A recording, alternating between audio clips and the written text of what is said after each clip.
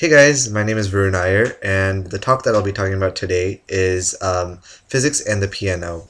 As we all know, the piano is one of the world's most widely used instruments in the world, and it was first created because there's a need for instruments that could be played both loudly and softly.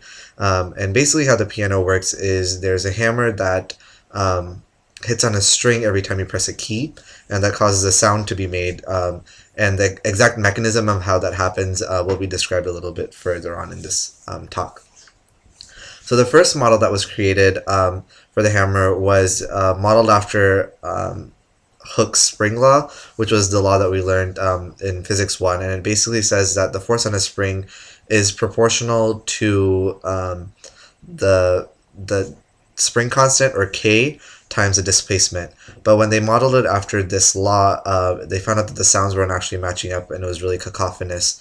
So what they actually found out was that the hammers are actually nonlinear springs, and the equation is actually F hammer equals negative K, which is the spring constant, times the displacement cubed. And this nonlinearity allows for tone differences as you play loudly and softly, which allows for you to express different emotions and feelings throughout the pieces. And another interesting fact is that the piano is actually a little bit mistuned. Many of us think that when you're playing a piano, you'll tune it towards the middlemost note, which is C, in the fourth octave C, but you actually tune it a little bit above, in the A above that C, which I thought was really interesting because it's a little bit counterintuitive. And it's also really good for you to keep your piano in good shape and in good condition, because what can happen is there's this part of the piano called the soundboard, and what happens is that it's where the strings are stretched over, and so what'll happen is that if moisture builds up on this string or on the soundboard, the tension on the strings can vary and can cause tone differences and actually cause your piano to go out of tune. But what's interesting about that is that the string thickness varies with the type of note you're playing. So the lower notes have thicker strings, and so what happens is if you go out of tune, the thicker notes, or the lower notes don't really go as out of tune because they have thicker strings and the tension really doesn't change too much. And pianos also have two different kinds of pedals. One such pedal is the damper pedal, which basically is used for making sounds last a little bit longer. And what happens is when you press this pedal, it removes a damper and it allows the strings to vibrate longer, so that you can have the sound lasting a little bit longer.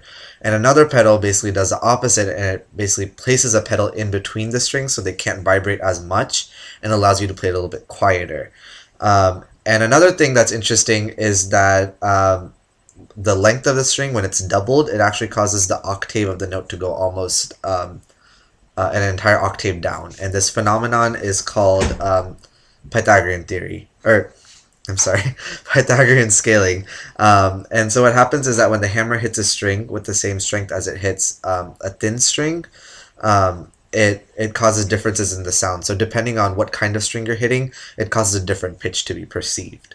And so what I found most interesting about this entire lecture was that the piano plays very complex and really beautiful music, but all of these differences that we hear in emotion, pitch, tone, everything is really attributed to something as simple as a hammer hitting a string. And so I thought that was really remarkable. And I've always wanted to learn how to play the piano, but I never really got the opportunity to.